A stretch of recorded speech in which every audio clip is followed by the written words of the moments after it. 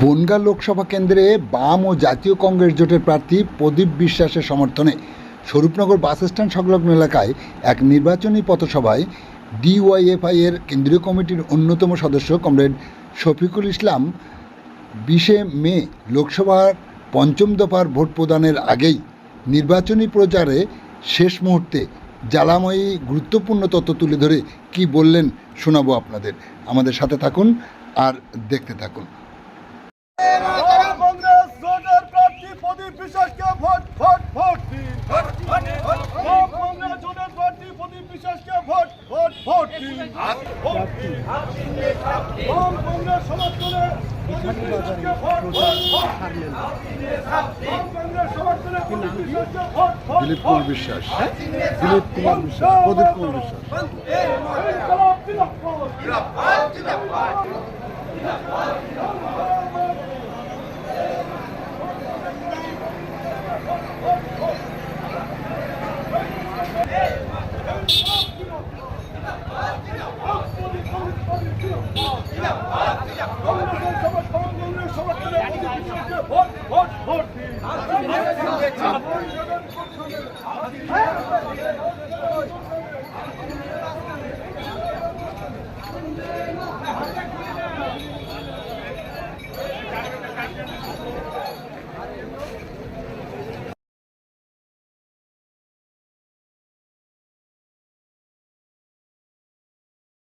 আমাদের ব্লকের অন্যতম মাননীয় মুজিবুর রহমান সাহেব এবং কার্তিক, এছাড়া আমাদের এই এলাকার অসংখ্য মানুষ, কেউ সামনে বসে আছেন, কেউ দূরে দোকানে বসে আছে, আবার পাড়ার মধ্যে মাইক বাঁধা আছে, বাড়িতে বসে শুনছে। তাদের সকলকে আমি সংগ্রামী অভিনন্দন জানাই। আমার গলার অবস্থাটা খুবই খারাপ, বক্তৃতা করতে খুবই কষ্ট হচ্ছে, তবুও নিজের এলাকা কিছু কথা তো বলতে হবে। এবারে নির্বাচনে তৃণমূলের যন্ত্রণার কারণ আছে। তৃণমূলের ঘুম বন্ধ হয়ে গেছে, গোটা পশ্চিমবাংলার তৃণমূলের ঘুম বন্ধ, তৃণমূল যন্ত্রণায় আছে। আর বনগাঁ কেন্দ্রে ওদের তো যন্ত্রণাটা ওরা নিজেরাই তৈরি করেছে। বনগাঁ কেন্দ্রে যেদিন তৃণমূলের প্রার্থী ঘোষণা হল, সেদিন একটা কথা মনে পড়ছে। 2006 সাল পর্যন্ত আমাদের রাজ্যে বিজেপি আর তৃণমূল একসাথে জোটবদ্ধভাবে লড়াই করেছিলেন। 2006 বিধানসভা নির্বাচন পর্যন্ত এ বাংলার মাটিতে তৃণমূল আর বিজেপি একসাথে নির্বাচনে প্রতিদ্বন্দ্বিতা করেছিলেন। 2006 সালের বিধানসভা নির্বাচনে বামপন্থীদেরকে মানুষ সপ্তমবারের জন্য সরকার গড়বার সুযোগ তৈরি করে দেওয়ার পরে তৃণমূল আরএসএস এর পরামর্শেই হঠাৎ বাংলার মাটিতে বলতে থাকলো বিজেপির সাথে উনি আর থাকবেন না, বিজেপি খারাপ, বিজেপির সাথে আর থাকতে চান না। 1998 তৃণমূলের জন্ম, 1999 লোকসভা নির্বাচন, অটল বিহারী বাজপেয়ী দেশের প্রধানমন্ত্রী, বিজেপি আর তৃণমূল জোট করে লড়াই করেছিলেন। মমতা ব্যানার্জি দিল্লিতে মন্ত্রী হয়েছিলেন। 2004 সালে গোটা ভারতবর্ষে সেই নির্বাচনে আমরা লাল ঝান্ডার লোকেরা বলেছিলাম ভারতবর্ষের মাটি থেকে বিজেপি সরকার রাখা যাবে না, ভারতবর্ষের মাটি থেকে বিজেপি সরকারকে উৎখাত করতে হবে। আমরা কংগ্রেসকে সাপোর্ট দিয়েছিলাম। আমরা বলেছিলাম ভারতবর্ষের সব কেন্দ্রে সব রাজ্যে বামপন্থীরা বিরাট শক্তিশালী না, কোথাও বামপন্থীরা দুর্বল, যেখানে বামপন্থীদের জিতবার সুযোগ আছে সেখানে বামপন্থীরা লড়াই করবে, যেখানে বামপন্থীদের জেতার সুযোগ নেই সেখানকার বামপন্থীরা কংগ্রেসের প্রার্থী থাকলে কংগ্রেসকে ভোট দেবে, যদি জোটের প্রার্থী সমাজবাদী পার্টি হয় উত্তরপ্রদেশ সমাজবাদী পার্টিকে ভোট দেবে। আমরা বলেছিলাম যদি সেটা ঝাড়খণ্ডে ঝাড়খণ্ড মুক্তি মোর্চা হয় তাকে ভোট দেবে। আমরা বলেছিলাম বিহারের মাটিতে দাঁড়িয়ে সেদিন যারা বিজেপির বিরুদ্ধে প্রার্থী যাদের জিতবার সুযোগ আছে তাদেরকে ভোট দিতে, এবং 2004 নির্বাচনে ভারতবর্ষের মাটি থেকে বিজেপি সরকারকে উৎখাত আমরা করতে পেরেছিলাম। 100টি জন এমপি নির্বাচিত হল ভারতবর্ষের মাটিতে, একটা দুটো না, পশ্চিমবাংলায় 35, গোটা ভারতবর্ষ জুড়ে 61। সেদিন কংগ্রেসের নেতা তারা বলেছিলেন 61টি জন এমপি আমাদের নিয়ে সরকার করতে সাহায্য করলেন, আপনাদের 12 জনকে আমরা দেশের মন্ত্রী করতে চাই। বসিরহাটের অজয় চক্রবর্তী মন্ত্রী হবেন দিল্লিতে, ব্যারাকপুরের সাংসদ তরিৎ বরণ পোদ্দার মন্ত্রী হবেন, কমরেড মোহাম্মদ সেলিম কলকাতা, তিনি মন্ত্রী হবেন। কিন্তু আমাদের পার্টির সম্পাদক কমরেড প্রকাশ কারাত বলেছিলেন, এ রাজ্যের মাটিতে এ রাজ্যের মুখ্যমন্ত্রী বুদ্ধদেব ভট্টাচার্য বলেছিলেন, জ্যোতিবাবু তখন বেঁচে আছেন, জ্যোতিবাবু বলেছিলেন বামপন্থীরা শুধু এমপি হয়ে দিল্লিতে যায় লালবাতির গাড়ি চড়বার জন্য না, বামপন্থীরা দিল্লিতে যায় শুধু মন্ত্রী হওয়ার জন্য না, বামপন্থীরা দিল্লিতে যায় গোটা ভারতবর্ষের মানুষের অধিকার রক্ষা করবার জন্য, ভারতবর্ষের মানুষের জন্য এমন আইন তৈরি করবার জন্য যে আইন গোটা ভারতবর্ষের গরিব খেটে খাওয়া মানুষের স্বার্থ রক্ষা করতে পারে। তাই সেদিন বামপন্থীরা বলেছিলেন একজনকে মন্ত্রী করতে হবে না, কিন্তু তোমাদের কিছু কাজ আছে, যে কাজ তোমরা যদি করতে পারো তাহলে তোমাদের সমর্থন আমরা দিতে পারি। এই 61 জন এমপি একজন মন্ত্রী হবে না, কংগ্রেসের সরকার তৈরি হবে, বামপন্থীরা পাশে থাকবে। সেই সত্যের মধ্যে কি ছিল, গ্রামের সাধারণ মানুষের একটা সময় মাঠে বিরাট কাজ, আর একটা সময় প্রায় 6 মাস মানুষের হাতে কাজ থাকে না। গোটা ভারতবর্ষের গ্রামীণ এলাকার একই চিত্র। বামপন্থীরা বলেছিল কংগ্রেসকে দায়িত্ব নিতে হবে, আইন তৈরি করতে হবে, সংবিধানে অধিকার দিতে হবে, গায়ে গতরে খাটতে পারে, হয়তো স্কুল কলেজে পড়বার সুযোগ হয়নি কিন্তু কোদাল চালাতে পারে, মাটি কাটতে পারে, মাটি বয়ে নিয়ে যেতে পারে, ওই রকম লেখাপড়া না জানা লোকগুলো আমার দেশের সংবিধানে কাজের অধিকার দিতে হবে। বামপন্থীরা দাবি করেছিল 200 দিনের কাজ, কংগ্রেস বলল না 200 দিন পারবো না, 100 দিনের কাজের অধিকার এলো। 2005 সালে এমচেনের আইন হলো, যে বলে গোটা ভারতবর্ষের পঞ্চায়েত এলাকার মানুষ জব কার্ড পেয়ে কাজ শুরু করলেন। বামপন্থীরা ছিল দিল্লিতে, কংগ্রেস আইন তৈরি করলো। আজকে তৃণমূলের পঞ্চায়েত 2.5 বছর হলেও 100 দিনের কাজ বন্ধ হয়ে গেছে। কেউ বলতে পারবেন না আর কোদাল কাঁধে কাজে যাচ্ছে।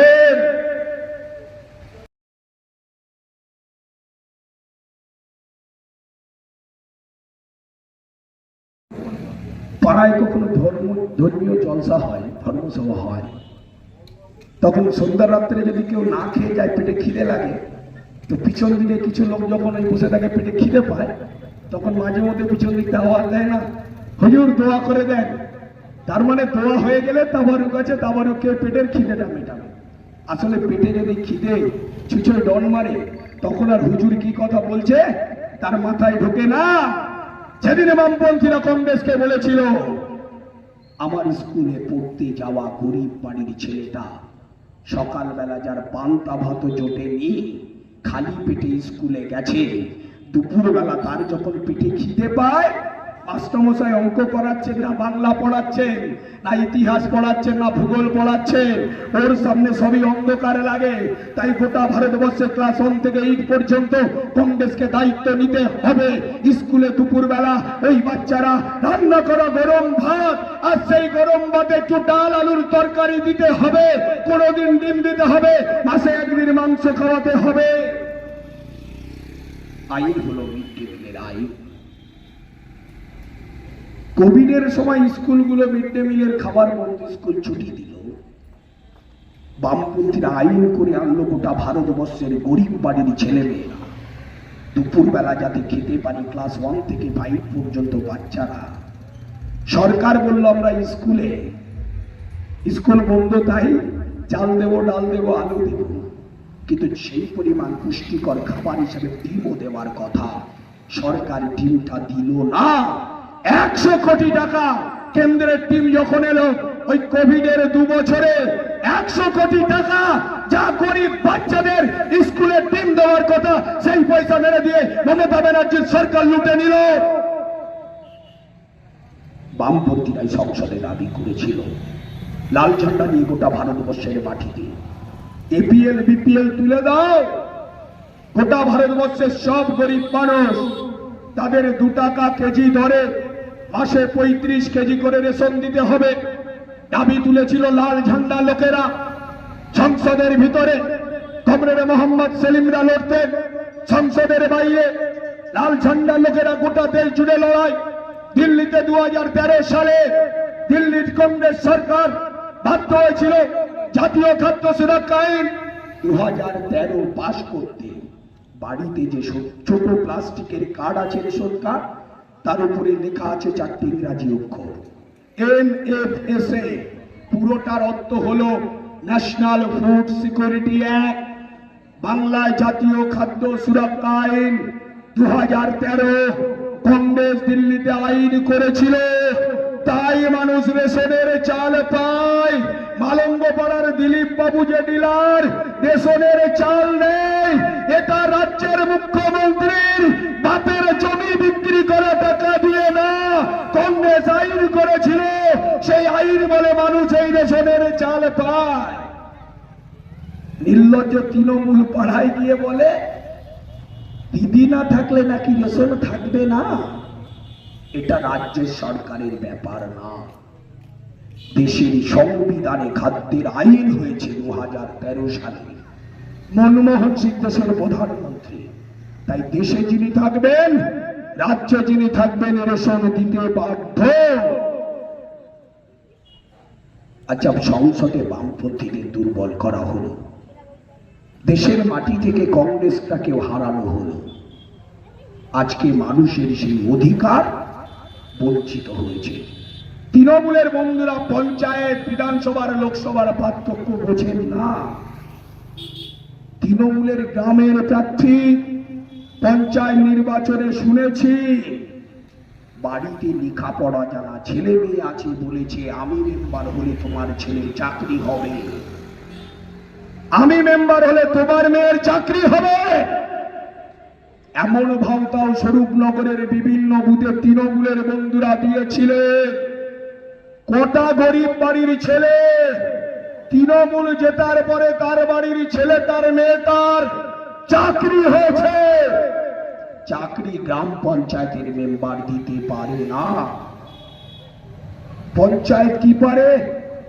পাড়ার রাস্তাটা তৈরি করতে পারে, পঞ্চায়েত পাড়ায় একটা ড্রেন তৈরি করতে পারে। পঞ্চায়েতের মেম্বার সিদ্ধান্ত নিয়ে পাড়ার মোড়ে স্কুল তৈরি করতে পারে না।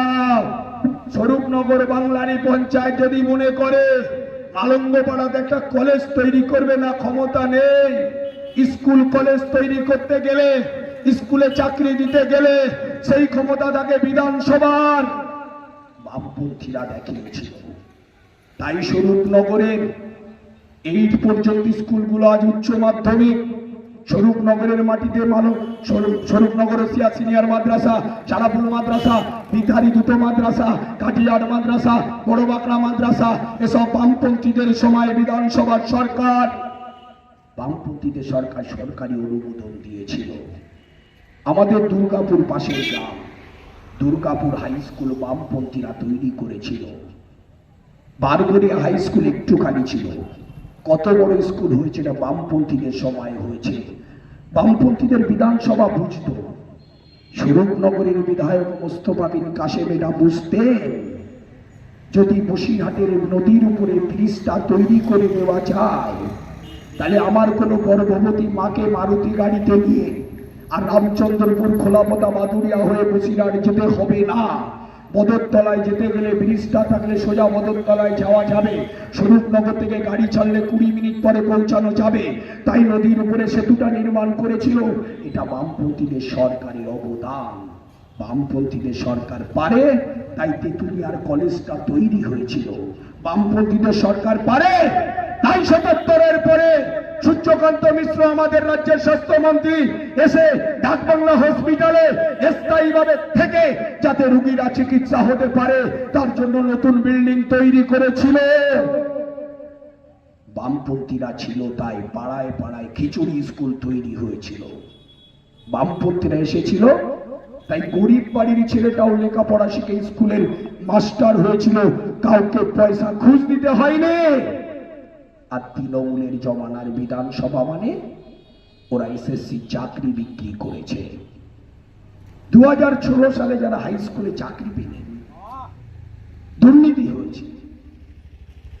সার্ভিস কমিশনেরকে বারবার চিঠি দিয়েছে হাইকোর্ট, কাদের কাছে চাকরি বিক্রি করেছে তালিকা দাও।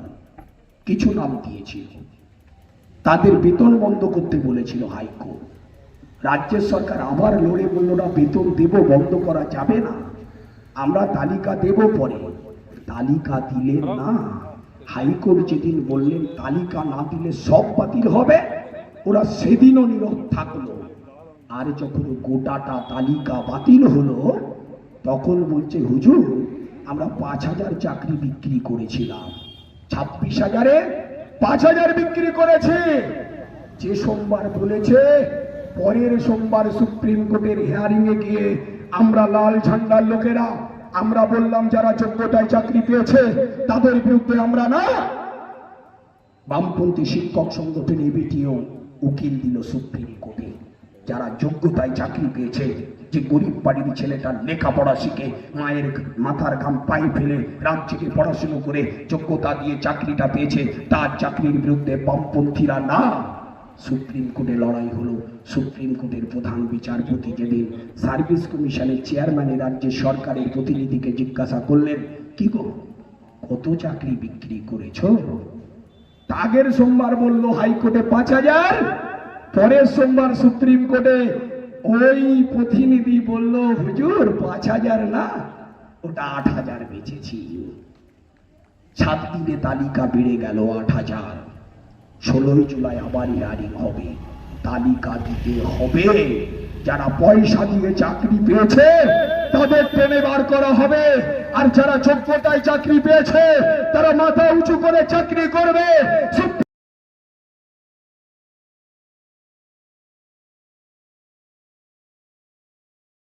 মধ্যশিক্ষা পর্ষদের চেয়ারম্যান তারা সব জেলখানায়। বামপন্থীরা লড়াই করে রেশনের চাল এনেছিল, সেই রেশনের চাল বিক্রি করে দুর্নীতি করে 1,500 কোটি টাকার দুর্নীতি করে এই রাজ্যের প্রাক্তন খাদ্যমন্ত্রী জ্যোতিপ্রিয় বাবু জেলখানায় আছে।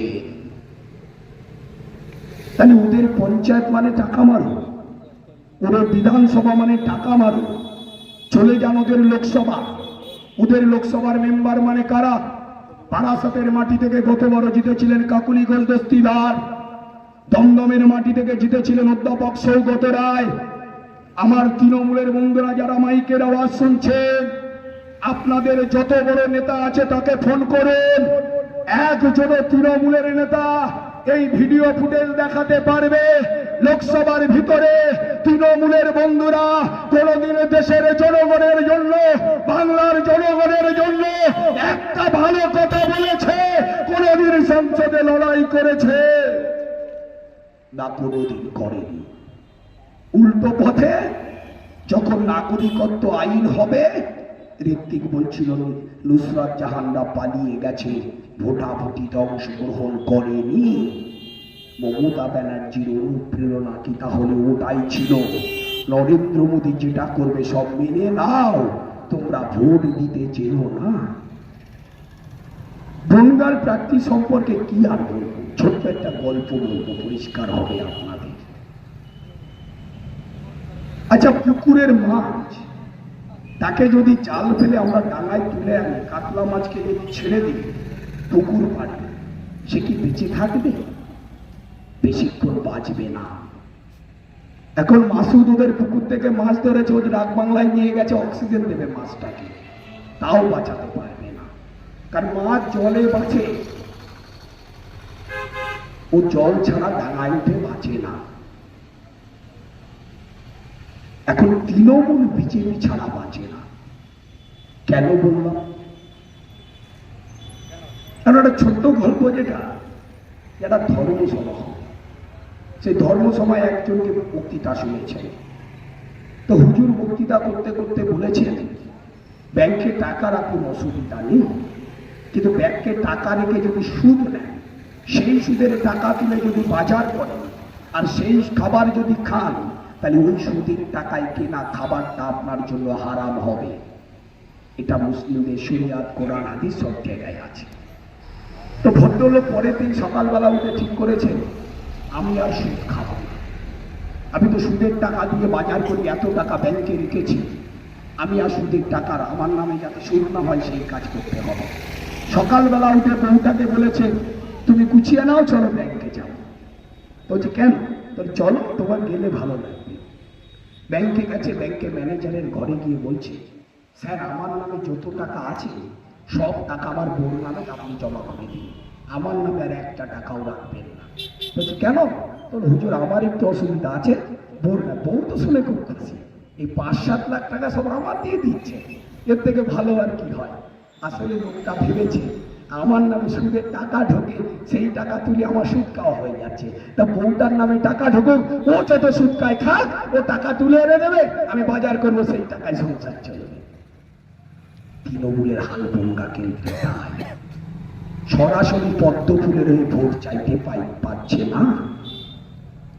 মমতা ব্যানার্জির দল তৃণমূল, এ পাড়ায় যারা তৃণমূল করে তারা যদি পদ্ম ফুলের হয়ে ভোট চাইতে বেরোয় আমাদের মুসলিম পাড়াগুলোতে বিশেষ করে, বা হিন্দু পাড়ার লোকটা বিজেপিটাকে ভালোবাসেন না, বিজেপির দেশের ক্ষতি করেছে, সেই বিজেপির হয়ে যদি কোনো তৃণমূলের বন্ধু বলে এবার পদ্ম ফুলে ভোট দাও, তাহলে লোক কি ভোট দেবে? দেবে না। কিন্তু মমতা ব্যানার্জি দায়বদ্ধ, বিজেপির হয়ে ভোট করতে হবে। তাই উনি কি করলেন, নিজের নামে টাকা না রেখে বোর নামে টাকা রাখার মতো বাগদার বিজেপির এমএলএ কে ধরে এনে বনগাঁয় টিকিট দিয়ে কি প্রমাণ করলেন?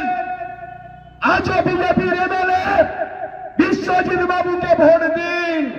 তার মানে ভোটটা আসলে বিজেপিকেই দেওয়া হলো। উনি জিতে গেলে ঝাঁপ মেরে দিল্লি থেকে নরেন্দ্র মোদীকে জিন্দাবাদ বলে আসবে, মমতার উদ্দেশ্য পূরণ হোক। মুজিবর কাকু বক্তৃতা করতে করতে বলেছে, আমাদের রাজ্যে কতবার বিজেপি 18টা সিট জিতেছিল, কত শতাংশ ভোট পেয়েছিল বিজেপি? সবার পকেটে মোবাইল আছে, গুগলে দেখুন percentage of vote in West Bengal in 2009 parliamentary election, দেখবেন উত্তর আসবে 40-এর কাছাকাছি। তার মানে আমাদের রাজ্যে বিজেপি গতবার 100 জন লোক ভোট দিলে 40টা লোকের ভোট পেয়েছিল, তারও কম 38, তবে ধরে নিন 40, তাহলে 60টা লোক পশ্চিমবাংলার মাটিতে বিজেপিকে চাননি। এবার কংগ্রেস দিল্লিতে বসে ওই অঙ্কটাই কষেছিল। কংগ্রেস সীতারাম ইয়েচুরি রাহুল গান্ধীকে এই পরামর্শই দিয়েছিল, ভারতবর্ষের মাটিতে 38টা ভোট পেয়ে নরেন্দ্র মোদী দেশের প্রধানমন্ত্রী, 62টা ভোট বিরুদ্ধে আছে, এই 62টা ভোট কাদের? সব দলগুলোকে এক জায়গায় করো, সবাইকে বলো জোটবদ্ধভাবে একটাই প্রার্থী করে তাকে ভোট দিতে। গোটা ভারতবর্ষের সব রাজ্যে হয়েছে। আমাদের এখানে অসংখ্য ছেলে মেয়ে দিল্লিতে কাজ করে, ফোন করে ছেলে গতবার দিল্লিতে আপ আলাদা লড়েছিল, কংগ্রেস আলাদা লড়েছিল, বামফ্রন্ট আলাদা লড়েছিল, এবার দিল্লির মাটিতে আপ, কংগ্রেস আর বামফ্রন্ট এক হয়েছে। দিল্লির 7টা সিট গতবার বিজেপি জিতেছিল, শতকরা 38টা ভোট পেয়ে এবার দিল্লির মাটিতে বিজেপি একটা সিটও জিতবে কিনা সংশয় আছে। উত্তরপ্রদেশে মূল বিরোধী বিজেপির কারা? সমাজবাদী পার্টি আর কংগ্রেস। 62টা ভোট পেয়েছিল এরা, একজন 32টা, একজন 30টা। নরেন্দ্র মোদীর দল 38টা ভোট পেয়ে ছক্কা মেরেছিল 2019 সালে, 80টার মধ্যে 73টা সিট জিতেছিল। এবার সমাজবাদী পার্টি আর কংগ্রেস এক হয়েছে, মানে উত্তরপ্রদেশে 73 তো দূরের কথা, বিজেপি 37টা সিটও জিতবে না। চলে আসুন তার নিচে বিহার। গতবার বিহারে আরজেডি আলাদা লড়েছিল, কংগ্রেস আলাদা লড়েছিল, বামফ্রন্ট আলাদা লড়েছিল। এবার বিহারের মাটিতে বামফ্রন্ট, কংগ্রেস আর লালু প্রসাদের দল আরজেডি এক মঞ্চে দাঁড়িয়ে বক্তৃতা করছে। তার মানেটা কি? বিহারে সমাজবাদী পার্টিও এক মঞ্চে আছে, তার মানে বিহারে গতবার 40টায় 33টার মতন আসন বিজেপি জোর জিতেছিল। এবার বিহারে খাতা খুলবে কিনা বিজেপি, সেটা বিজেপির নেতাদের মনের মধ্যে প্রশ্ন তৈরি হয়েছে। আসুন ঝাড়খণ্ডে। ঝাড়খণ্ডে গতবার বিজেপি জোর জিতেছিল সব আসনে। এবার ঝাড়খণ্ডে বিধানসভা ভোটে ঝাড়খণ্ড মুক্তি মোর্চা আর কংগ্রেস জোট বেঁধে বিজেপিকে হারিয়ে কংগ্রেস আর ঝাড়খণ্ড মুক্তি মোর্চার সরকার তৈরি করেছিল। শিবু সোরেনের ছেলে হেমন্ত সোরেন মুখ্যমন্ত্রী হলো, নরেন্দ্র মোদী তাকে কায়দা করে ইন্ডিয়া জোট ভাঙবার জন্য হুমকি দিয়েছিল ইন্ডিয়া জোট থেকে বেরো, তোমার কিছু হবে না। ইন্ডিয়া জোট থেকে বার হয়নি বলে যেভাবে দিল্লির মুখ্যমন্ত্রী ডক্টর কেজরিওয়ালকে জেলে পাঠিয়েছিলেন, একই কায়দায় হেমন্ত সোরেনকেও জেলে পাঠালেন। কিন্তু হেমন্ত সোরেন বলে দিলেন আমি জেল করতে রাজি আছে, কিন্তু মমতা ব্যানার্জির মতো নরেন্দ্র মোদীর পায়ে পড়তে রাজি না। জেলে গেছে, বিজেপি স্বাদ ধরেনি। সেখানে সরকারটা টিকে আছে কংগ্রেসের আর ঝাড়খণ্ড মুক্তি মোর্চার। এবারের লোকসভা নির্বাচনে সেখানে আর যদি যুক্ত হলো, ওই জোটে বামফ্রন্ট যুক্ত হলো ঝাড়খণ্ডের মাটিতে। লিখে রাখুন 4 তারিখে বিজেপি জিতবে না, ঝাড়খণ্ড থেকে বিজেপি মুছে যাবে। চলে যান বোম্বে, মানে মহারাষ্ট্র রাজ্যটার নাম। 43টা আসনে বিজেপি জিতেছিল, একটা দুটো না। 46টা বলে 48টা আসন ওদের, 43টায় বিজেপি জোট জিতেছিল। মহারাষ্ট্রে কি ছিল 2019 সাল? শিবসেনা আর বিজেপির জোট। গত বিধানসভা নির্বাচনে মহারাষ্ট্রে শিবসেনা বিজেপি থেকে বেরিয়ে এলো, বলো বিজেপি ভালো কাজ করছে না। কংগ্রেস আর শিবসেনা জোট বাঁধল, মহারাষ্ট্রে সরকার পাল্টে গেল। পরে কয়েকটা এমএলএ গরু ছাগলের মতন কিনে মহারাষ্ট্রে সরকার ভেঙেছে বিজেপি। কিন্তু এবারের নির্বাচনে শিবসেনার উদ্ধব ঠাকরে, কংগ্রেস আর বামফ্রন্ট, শরদ পাওয়ারের দল এনসিপি সব এক জায়গায় হয়েছে। তার মানে মহারাষ্ট্রের মাটিতেও বিজেপি ধরাশায়ী হবে। বোম্বে যারা কাজে গেছে এখান থেকে ফোন করে জেনে নিন, ওখানে আমফান ঝড়ের মতন কংগ্রেসের জোটের ঝড় বইছে, বিজেপি বেসামাল। এমনকি গুজরাটের মাটি, নরেন্দ্র মোদী যেখানে মুখ্যমন্ত্রী ছিলেন, জন্মস্থান গুজরাট, সেখানেও বিজেপি ভালো রেজাল্ট করবে না, ইন্ডিয়া জোট এগোবে। আর দক্ষিণ ভারতের 5টা রাজ্য, কেরালা, তামিলনাড়ু, কর্ণাটক, তেলেঙ্গানা আর অন্ধ্রপ্রদেশ, 5টা রাজ্যে বিজেপি খাতা খুলবে না। 5টা রাজ্যে কোথাও ডিএমকে, কোথাও কংগ্রেস, কেরালাতে বামফ্রন্টের সরকার, ওরা বিজেপি দক্ষিণ ভারতে নিষেধ দিয়ে দিয়েছে। দেখবেন যেখানে গাড়ি রাখা নিষেধ থাকে কলকাতায়, নো পার্কিং চিঠি দেওয়া থাকে। দক্ষিণ ভারতের এই 5টা রাজ্যে দক্ষিণ ভারতের মানুষ বিজেপির জন্য নমটি লিখে দিয়েছে। তাহলে মোদী কোথা থেকে দ্বিতীয়বার সরকারে আসবে? ও জানে এবারের বেলুন ফেটে গেছে, জোর করে বেলুনটাকে ফুলিয়ে রাখার জন্য 3 দফার নির্বাচন পর্যন্ত দেশের মাটিতে নরেন্দ্র মোদী আর ওই মোটা ভাই অমিত শাহ বারবার বলবার চেষ্টা করেছে আপকি বার 400 পার। আর ভারতবর্ষের জনগণ বলেছে আপকি বার মোদী পগার পর মোদী প্রধানমন্ত্রী থাকবে না। দেশের জনগণ বলেছে। কেন বলেছে? গোটা ভারতবর্ষের জনগণ কেন বলল আর মোদীকে রাখবে না? ফিরে যান কয়েকটা বছর আগে, 10 বছর আগে। আমরা এখন সবাই মোবাইল ফোন ছাড়া চলতে পারবো না। ব্যাংকে অ্যাকাউন্ট খুলতে গেলে মোবাইল নাম্বার লাগবে, ছেলেটাকে স্কুলে ভর্তি করতে গেলে মোবাইল ফোন লাগবে, বাড়ির আমার যে মা লক্ষ্মীর ভান্ডার পায় তারও মোবাইল নাম্বার লাগবে, যে বয়স্ক লোকটা বার্ধক্য ভাতার টাকা পায় পঞ্চায়েতে কাগজ জমা দিলে বলবে মোবাইল নাম্বার না থাকলে কাগজ জমা হবে না। তার মানে সবাই মোবাইল লাগবে। মোদী 14 সালে আসবার আগে একটা লোক মোবাইলে 10 টাকা ভরলে যদি 10 বছর সেই সিমের মেয়াদ থাকে, 10 বছর ওই সিমে ফোন আসতো, অন্যকে মিস কল দেওয়া যেত। মোদী এসে প্রথমে বলল একটু উৎপাদন হবে, বাজারে জিও ফোন, সবার পকেটে জিও ফোন গেল। আর সবার পকেটে জিও ফোন যাওয়ার পরে বলে বিনা পয়সা একবার সিম কেন, জলসা শোনো, সিনেমা দেখো, সিরিয়াল দেখো, গান শোনো, সব ফ্রি। 1 বছর চলল।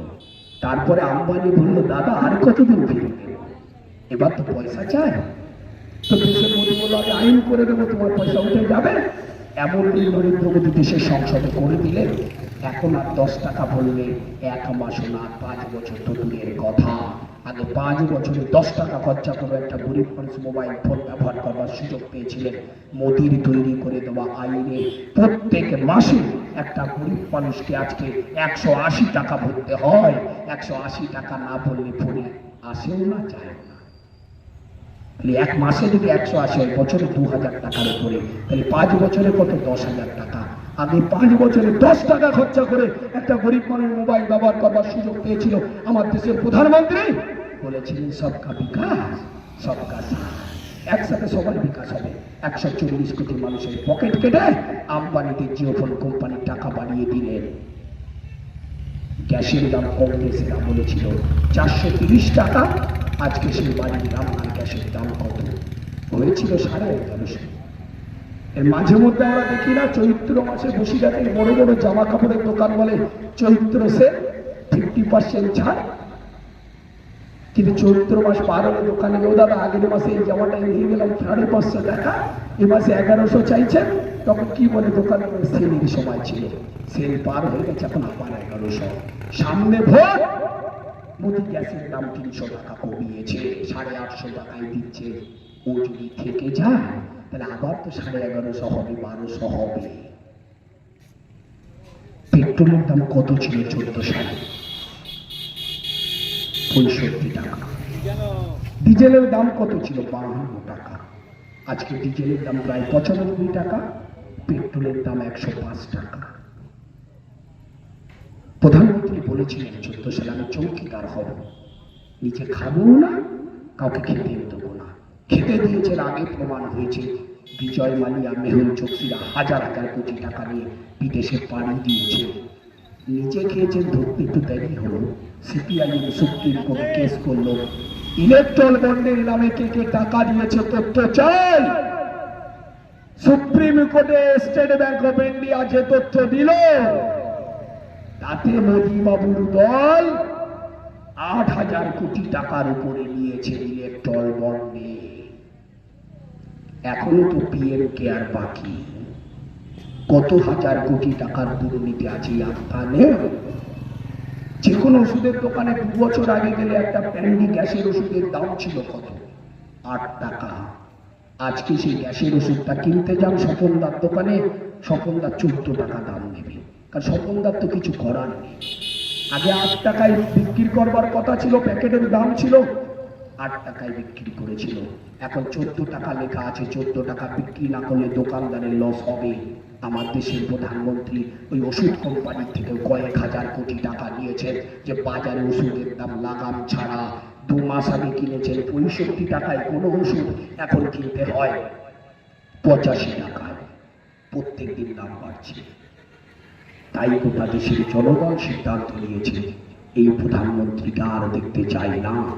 মুখোশটা খুলে গেছে, এবার নতুন করে মানুষ বাঁচবার স্বপ্ন দেখছে। ইন্ডিয়া জোট যদি সরকারে আসে কি হবে?